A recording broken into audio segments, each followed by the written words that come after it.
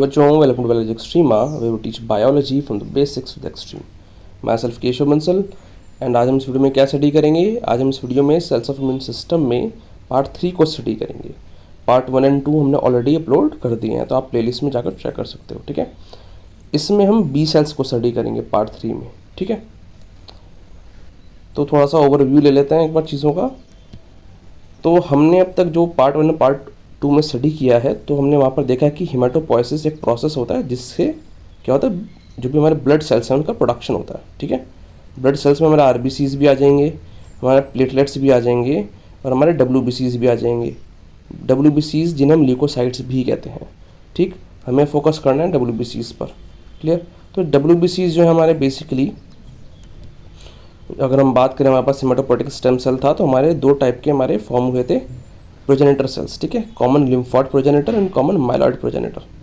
तो हमने common myeloid progenitor में जो भी सेल्स देखे हैं वे किसके लिए रिस्पॉन्सिबल होते हैं, इनेट इम्यून सिस्टम के लिए।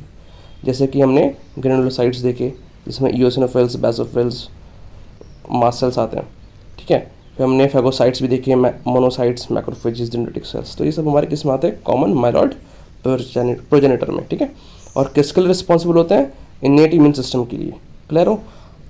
आज से हम कैसे स्टार्ट कर रहे हैं, कॉमन लिम्फोइड प्रोजेनेटर्स। ठीक, जो किसके लिए रिस्पॉन्सिबल होते हैं, मिनिमली अडेप्टिव इम्यून रिस्पॉन्स के लिए।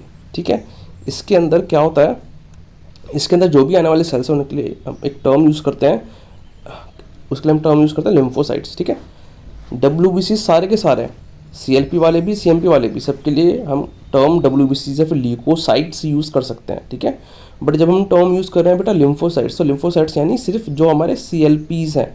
ठीक है, कॉमन लिम्फोइड प्रोजेनेटर सेल्स से जो हमारे सेल्स बने हैं। ठीक है, उनकी ड्राइवेशंस जो हैं, क्लियर, उनकी हम बात कर रहे हैं।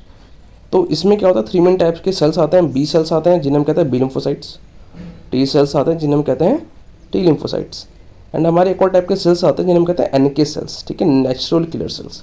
अब एक इंटरेस्टिंग बात क्या है कि ये जो नेचुरल किलर सेल्स हैं, ये नेचुरल किलर सेल्स हमारे भले ही लिम्फोसाइट्स हैं, भले ही सीएलपी से ड्राइव हुए हैं, लेकिन ये किसका पार्ट फॉर्म करते हैं, ये इनेट इम्यूनिटी का पार्ट फॉर्म करते हैं। ठीक है, the responsible for इनेट immune system. ठीक, बिकॉज ये स्पेसिफिक रिस्पॉन्स प्रोवाइड नहीं करते। ठीक है, तो भले ही हैं ये लिम्फोसाइट्स, ठीक, बट ये क्या परफॉर्म कर रहे हैं, इनेट इम्यूनिटी परफॉर्म कर रहे हैं, बेसिकली उसके लिए रिस्पॉन्सिबल है। ठीक है, जबकि जो हमारे बी और टी सेल्स हैं वे एडेप्टिव इम्यून रिस्पॉन्स प्रोवाइड करते हैं। क्लियर।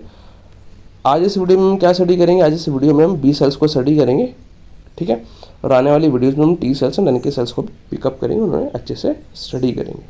ठीक है, तो बी सेल को समझ लेते हैं सबसे पहले। जो भी बी सेल्स हैं, बेसिकली से एक और चीज़ मैं आपको बता दूं, जो भी हमारे बी सेल्स, ठीक है, बी सेल्स और टी सेल्स पर थोड़ा सा फोकस करते हैं। तो जो भी हमारे ये दोनों सेल्स हैं, हमारे लिम्फोसाइट्स हैं, ठीक है, लिम्फोइड सेल्स हैं, तो ये ओरिजिनेट कहाँ होंगे, ये ओरिजिनेट होंगे बोन मैरो में। ठीक, ये ओरिजिनेट होंगे बोन मैरो में, और मैं एट बर्थ बात कर रहा हूँ। ठीक है, बर्थ के टाइम पर, उसके आगे भी। क्लियर, बर्थ से पहले जो फ्यूटल बोन मैरो होता है और फ्यूटल लीवर होता है, उसके अंदर भी ये फॉर्म होता है। ठीक है, लेकिन स्पेशली बर्थ के बाद ये बोन मैरो में ही प्रोड्यूस होंगे। ठीक, तो बी सेल्स भी बोन मैरो में प्रोड्यूस हो रहे हैं, टी सेल्स भी बोन मैरो में प्रोड्यूस हो रहे हैं। ठीक है, ये तो बात हुई ओरिजिनेशन की। ठीक, कि ओरिजिनेशन कहाँ पर होगा। क्लियर। इसके बाद एक प्रोसेस होता है जिसमें ये मैच्योर होंगे। ठीक है, मैच्योरेशन का प्रोसेस होगा, यानी ये एंटीजन रिकॉग्नाइजिंग सेल्स में कन्वर्ट होंगे। ठीक है, कि ये जाकर एंटीजन को रिकॉग्नाइज कर सके, तब तो स्पेसिफिक इम्यून रिस्पॉन्स प्रोड्यूस करेंगे। एंटीजन को रिकॉग्नाइज करने की एबिलिटी होनी चाहिए इनके पास। ठीक है, अब जब मैच्योरेशन का जो प्रोसेस होता है, बी सेल्स जो होंगे वे तो हमारे बोन मैरो में ही मैच्योर रहेंगे। ठीक है, लेकिन जो टी सेल्स होंगे, भले ही बोन मैरो में ओरिजिनेट हुए हैं, लेकिन ये माइग्रेट करते हैं कहाँ पर, ये माइग्रेट करते हैं थाइमस में, और थाइमस में जाकर इनका मैच्योरेशन होता है। ठीक, तो जो टी गिवन है ना, इसका ये टी लिया गया है, ये टी इसी वजह से लिया गया है कि टी फॉर थाइमस।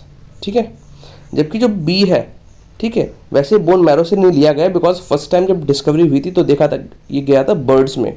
ठीक है, तो बर्ड्स में जो है बर्ड्स ऑफ फैब्रिकस होता है, बर्ड्स ऑफ फैब्रिकस में क्या होती है, बी सेल्स की मैच्योरेशन होती है।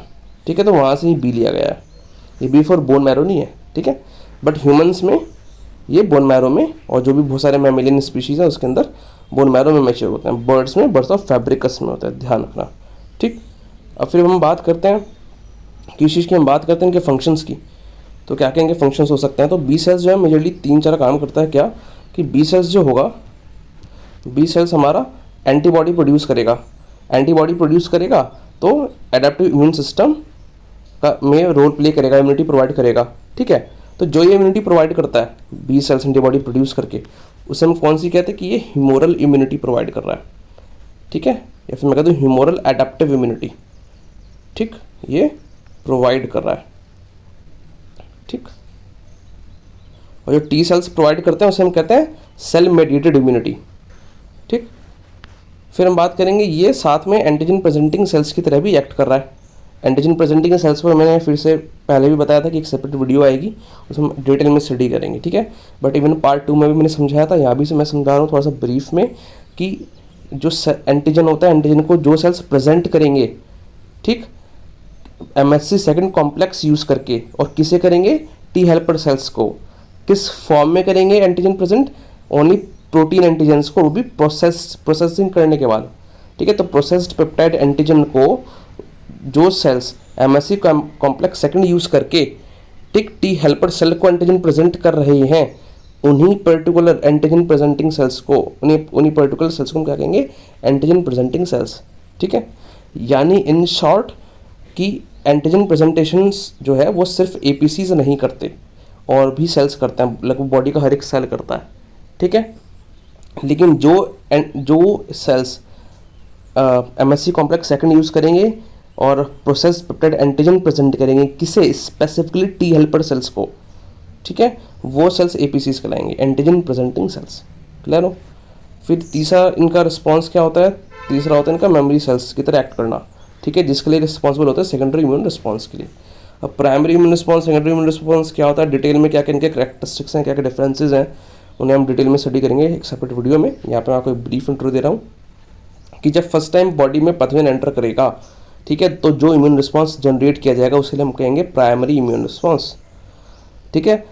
एंड व्हेन, जब वो सेम पैथोजन, ठीक है, जब बॉडी में दोबारा एंटर करेगा सेम पैथोजन, जो यानी प्रीवियस एक्सपोजर पहले से होना चाहिए, ठीक है, तब जब बॉडी में जो इम्यूनिटी जनरेट होगी इसलिए हम कहेंगे सेकेंडरी इम्यून रिस्पॉन्स, ठीक है। तो पहले में तो क्या होगा, बी सेल्स टाइम लेंगे, सबसे पहले इनेट इम्यूनिटी डेवलप होगी, ठीक है, उसके बाद एडेप्टिव इम्यूनिटी डेवलप होगी, क्लियर, फिर बेसिकली एंटीबॉडीज़ प्रोड्यूस होंगी, तो इस समय बहुत टाइम लग जाता है।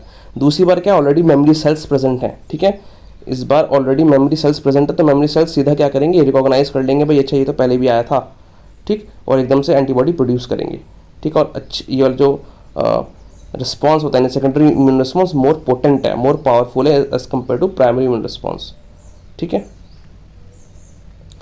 तो ये सब बातें हो गई, एक बार देख लेते हैं। इसके अंदर वही सब बता रखा है मैंने, ठीक है। बी सेल्स बेसिकली हमारे इफेक्टर सेल्स प्रोड्यूस करते हैं एक्टिवेशन के बाद, ठीक है, या तो जो यानी जिन्हें हम कह रहे हैं प्लाज्मा सेल्स। अब देखो हमने कहा कि बी सेल्स जो है एंटीबॉडी सिक्रीट करते हैं, ठीक है, तो बी सेल्स एक्चुअली नहीं करते, तो बी सेल्स क्या करते हैं, वे एक्टिवेट होकर थोड़े से डिफ्रेंशिएट हो जाते हैं और किस में कन्वर्ट हो जाते हैं, प्लाज्मा सेल्स में। ये प्लाज्मा सेल्स जो है, यानी प्लाज्मा सेल्स क्या है, बेसिकली एक्टिवेटेड बी सेल्स, ठीक, ये एंटीबॉडीज़ को सिक्रीट करते हैं, ठीक। और बाकी हमने दूसरा एक फंक्शन देख लिया, मेमोरी सेल्स, क्लियर। साथ में हमें ये भी पता है कि एंटीजन प्रेजेंटिंग सेल्स की तरह एक्ट करते हैं, क्लियर हो, ह्यूमोरल एडेप्टिव इम्यूनिटी प्रोड्यूस करने के लिए रिस्पॉन्सिबल होंगे। और एक बहुत इंपॉर्टेंट बात ये अलग से पूछ लिया जाता है कि ये किसके लिए वर्क करते हैं, इंट्रा सेलुलर पैथोजेंस के लिए वर्क करते हैं, फिर एक्स्ट्रा सेलुलर के लिए। तो आंसर है एक्स्ट्रा सेलुलर पैथोजेंस या फिर टॉक्सिन्स के लिए, ठीक है। सेल्स में घुस के नहीं मारेंगे ये, ठीक, ये तब तक कारगर है जब तक सेल्स के बाहर है जो भी एंटीजन प्रेजेंट है या फिर जो भी पैथोजन प्रेजेंट है। इंट्रासेलुलर इम्यूनिटी के लिए कौन यूज़ होता है, सेल मेडिएटेड इम्यूनिटी, यानी जो टी सेल्स प्रोवाइड करते हैं, ठीक है, उसके लिए वो यूज़ होती है। सो हमने कहा antibodies they cannot attack intracellular pathogens, उसके लिए क्या यूज़ हो रही है, टी सेल मेडिएटेड इम्यूनिटी, यानी टी सेल्स यूज़ हो रहे हैं उसके लिए, क्लियर। एंटीबॉडीज़ के साथ साथ साइटोकाइंस भी रिलीज करेगी, और साइटोकाइंस आपको पता है सेल कम्युनिकेशन के लिए यूज़ होते हैं, ठीक है। इस पर भी हम वीडियो बनाएंगे, बहुत सारे टॉपिक रहते हैं वीडियोज़ बनाने के, जल्दी दिन पे काम किया जाएगा, ठीक है। फिर बात आती है कॉम्प्लीमेंट रिसेप्टर्स की। अभी कॉम्प्लीमेंट रिसेप्टर्स का क्या फंडा है, ये कह रहे हैं कि भाई बी सेल्स पर कॉम्प्लीमेंट रिसेप्टर्स भी प्रेजेंट होंगे, ठीक है, बी सेल्स पर। तो बेसिकली कॉम्प्लीमेंट जो होता है, कॉम्प्लीमेंट प्रोटीन्स हमारे सीरम में प्रोटीन्स प्रेजेंट होते हैं, ठीक है, इनेटिव इम्यूनिटी का पार्ट है ये भी। और ये क्या करते हैं, सेल लाइसिस करते हैं, ठीक है, ये सेल लाइसिस करते हैं। तो बी सेल्स पर कॉम्प्लीमेंट के भी रिसेप्टर्स प्रेजेंट होते हैं बेसिकली, ठीक। फिर हमारी बात आती है कि इनके ऊपर एक स्पेसिफिक सरफेस मार्कर मिलेगा जिसे हम कहते हैं CD19, ठीक। अब हर एक क्या होता है, सर्टेन सेल्स पर पर्टिकुलर कुछ करेक्टरिस्टिक सरफेस मार्कर्स प्रेजेंट हैं, कुछ करेक्टरिस्टिक्स मॉलिक्यूल प्रेजेंट है जिनसे उनकी पहचान होती है। तो अगर किसी सेल के ऊपर CD19 प्रेजेंट है तो यानी वो क्या है, वो बी सेल है, ठीक है। तो ये सब चीज़ें हैं। सो आई होप आपको जो वीडियो है वो क्लियर होगा। तो आपको वीडियो अच्छा लगा, वीडियो को लाइक करें, चैनल को सब्सक्राइब करें, एंड जो भी सारे वीडियोज़ हैं उन्हें शेयर करें ताकि और हो सके। एंड प्लीज़ डोनेट करें उन्हें 10 रुपीज़ पर मंथ। इससे आपकी लाइफ में, मेरी लाइफ में एंड इस वर्ल्ड में डिफरेंस क्रिएट होगा। And I will be more motivated कि मैं आपको नंबर सीरीज प्रोवाइड कर सकूँ, better books and tech buy कर सकूँ। So thank you from knowledge extrema. See next time, take care.